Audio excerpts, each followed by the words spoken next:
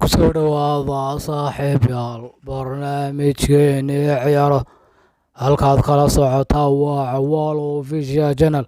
qodobada ugu muhiimsan wararkeenana waxaa ka mid Gerrard iyo Coutinho kooxda ka inkaarsan kara Klopp oo kaliya guulka doonaya xogta kulanka Barca booska labaad dheereysan karta shaxda macquulka kulanka ee caawa la kulmaysa Getafe.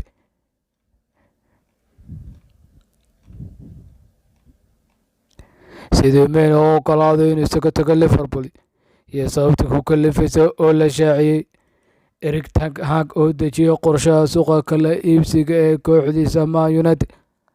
laba sabab oo Barcelona u doonaysa saxiix Bernardo Silva xiddiga reer Portugal ee u dhalay kooxda Man City. Fadlan haddii aad nagu cusubtahay subscribe saar haddii horena joogta laga shir ku darasiina faafi barnaamijkeena saaxiibayaal barnaamijkeeni oo faahfaahsan. waxaanu ku bilaabi doonaa kulanka caawa dhex mari doona kooxda Aston Villa iyo Liverpool. Gerrard oo kooxdiisii hore siejin kara horyaalka Premier League ayaa aynu ku bilaabi doonaa barnaamijkeena maanta Salasa. Liverpool oo ay ka go-an tahay inay hesho guul ay ku soo laabato waddada guulaha ayaa booqanaysa gegida Villa Park oo ugu tegaysa dhigeeda Aston Villa. Villa oo la xasuustay inay xilli ciyaareedkii hore kulan kale oo natiijo 7-1 ku bahdishay Reds ayaa markaa hormood u yahay kabtanka muddada dheer kooxdaasi Steven Gerrard. Guultara ama barbardhac ay dhibco kale ku lumaysa ayaa sii xumeyn doona hamigooda horyaalka Premier League. Liverpool haatan 3 dhibcood ka dambaysa kooxda hogaamiyayaasha horyaalka Premier League ee Manchester City. Steven Gerrard ayaan wax dhaawacyo cusub ku qabin kooxdiisa, balse weli waxaa ka maqnaan doona Coutinho oo xanuun dhinaca caloosha la tacaalaya iyo Ramsey iyo Lane Belly oo dhaawacan. kulankan ayaa noqonaya midkii koowaad ee Philippe Coutinho ka hortago kooxdiisii hore Liverpool tan iyo markii uu ku soo laabtay Premier League suuqii January. dhinaca Liverpool ayaa weriyaanka Roberto Firmino ayaa tijaabo xilli dambe u mari doona si loo eego fursadiisa kulanka, balse kuma soo bilaaban doono. Klopp ayaa isha ku haya finalka FA Cup-ka ee toddobaadka dambe ay isbedelo sameyn kara. waxaa jira suurtagalnimada sidii Mane keedka ku soo bilaaban karo iyada oo Diego Jota ka soo hormarayo Costas Tsimikas iyo Joe Gomez ayaa garba daafaca ku soo bilaaban kara iyadoo nasiime ay qaadan doonaan Alexander-Arnold iyo Robertson, halkay u badan tahay in Joel Matip oo ka soo hormari doono Ibrahima Kanute. Barcelona FC Celta Vigo Barca oo booska labaad dheereysan kartay shaxda macquulka ayaa aynu ku eegi doonaa barnaamijkeena. Barcelona ayaa doonaysa inay 3 kulan oo xidhiidh ah gaadhsiisa silsiladeeda guulaha kulamadii ugu dambeeyey markay Celta Vigo caawa ku soo dhaweynaysay gegida Camp Nou. guushii labyaalka ahayd ee dhowaan ka soo gaadhay Real Betis ayaa xaqiijisay inay u soo baxeen Champions League xilli ciyaareedka dambe, balse Xavi ayaa doonaya guul si ay u xajistaan booska labaad ee kala sarreynta horyaalka La Liga. Xavi ay macquul tahay inuu kulanka keed ku soo bilaabo Ousmane Dembele isagoo shaxda asaasiga ku soo diray sifada weerarka kala soo muuqan kara Aubameyang iyo Ferran Torres. maqnaanshaha kabtanka Sergio Busquets ganaax dartii ku seegaya kulankan ayaa sababi kara in Bukayo Saka uu fursad helo oo booska burburiyaha khadka dhexe kula soo bilaaban karo Frank de Jong. sidoo kale Garcia ayaa daafac dhexe kala soo muuqan kara Ronaldo Araujo maadaama dhaawac ku maqnaan doona ruucadaaga Gerrard Piqué. dhinaca kale kooxda martida loo yahay kadib guushii 4-0 ahayd ay toddobaadka ka soo gaadhay Alaves. Tobabare Kudus ayaa la filay inuu mar kale shaxda ciyaareed 4-1-3-2 uu ku shirtago kulankan dhexdiisa isku bedeli kara 4-2-2. daafaca bidix ee Javi Galán oo si weyn loola xidhiidhay Barcelona xagaaga ayaa heli doona fursad awoodiisa ku tuso kooxda saxiixiisa doonaysa.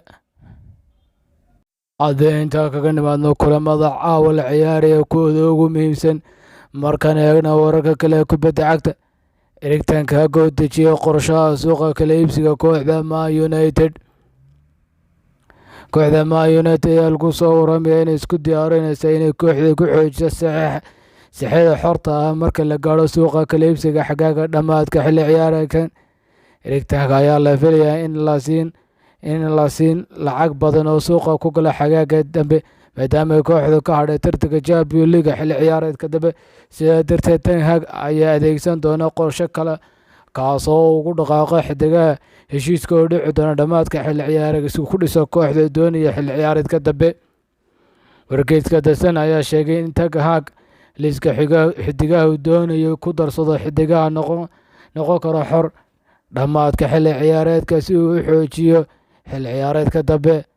Xidiga Barcelona Ousmane Dembele iyo xidiga kooxda Juventus ee Paulo Dybala iyo xidiga khadka dhexe Marcel Bobo Camara ayaa ka mid ah xidigaha ten Hag doonayo inuu ku xoojiyo kooxdiisa Man United marka uu kooxda si rasmi ah ula wareego uu kasoo dhammaado horyaalka wadanka Holland ee kooxdiisa iyagase ay hogaaminayso horyaalka xilli ciyaareedkan. Sadio Mane oo oggolaaday inuu isaga tago Liverpool iyo sababta ku kaliftay oo la shaaciyay ayaa aynu ku eegi doonaa barnaamijkeena. Xidiga reer Senegal ee Sadio Mane ayaa la sheegay inuu oggolaaday inuu isaga tago kooxdiisa Liverpool dhammaadka qandaraaskiisa Anfield ay ka hadhsan yihiin 14 bilood oo keliya. Mane ayaa lagu soo waramaya inuu dibadda ka riixi doono inay Liverpool iibso xagaagan maadaama sanad kale ka hadhsan yahay waqtigiisa haddii kalena si xor uga tegi doona sanadka dambe taasoo cadaadis weyn iyo kala doorashooyin ku noqon doona tababare John Klopp. Laacibkan oo ka mid ah xidigaha ugu caaday loo soo daalinayo abaalmarinta Ballon d'Or-ka wuxuu doonayay inuu kordhiyo fursadaha ugu guuleysan karo xidiga adduunka si taas u sameeyo waxa uu qorsheynaya isaga tago Liverpool sidii qorshihiisu sidii wargeyska Monta Deportivo qoraya. Mane ayaa u diyaar yahay inuu albaabada u furo Barcelona oo hore loola xidhiidhinayay waxaanu kooxdu u arkaa inay tahay naadi ku habboon qaab ciyaareedkiisa oo u sahli kara ku guuleysiga Ballon d'Or hadduu bilaha hore xilli ciyaareedka fooda inagu soo hayo oo si fiican ugu dheelo Camp Nou. Sanadkii 2019 ayuu Sadio Mane ugu dhowaa hanashada Ballon d'Or oo uu soo galay kaalinta afraad markii kooxdiisa Liverpool ku guuleysatay Champions League. haddana qorshihiisu yahay inuu sameeyo wax kasta u fududeyn kara in sanadku ku guuleysto abaalmarinta Ballon d'Or-ka. Warka ayaa intaa ku daray in Barcelona la dhacsantay islamarkaana ciyaartoydooda qaabka xafiirnad isku dabaridayo uu arko mid caawi kara hamigiisa. Kooxda reer Germany Bayern Munich ayaa la sheegay in iyaduna ay danaynayso inuu aragto mid ka mid ah xidigaha 5 sannadood ee soo socda ka caawi kara guulo waaweyn ay gaadho.